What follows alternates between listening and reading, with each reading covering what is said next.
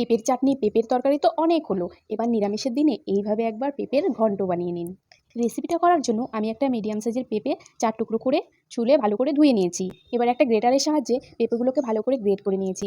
আর হ্যাঁ, অবশ্যই সাবধানে করবে, কারণ হাত স্লিপ করে গেলে কিন্তু কেটে যেতে পারে। তো পুরোটা গ্রেট করা হয়ে গেছে, এবার আমি রান্নাটা করব। আর রান্না করার জন্য আমি প্রথমে সরষের তেল দিয়ে নিয়েছি কড়াইতে, আর তার মধ্যে ফোড়নে দিয়েছি একটা তেজপাতা, কালো জিরে আর একটু আদা বাটা, আর দিয়েছি কাঁচা লঙ্কা চেরা। এবার এই ফোড়নটা একটু ভাজা ভাজা হয়ে গেলে এর মধ্যে আমি পেঁপেগুলো দিয়ে দেবো।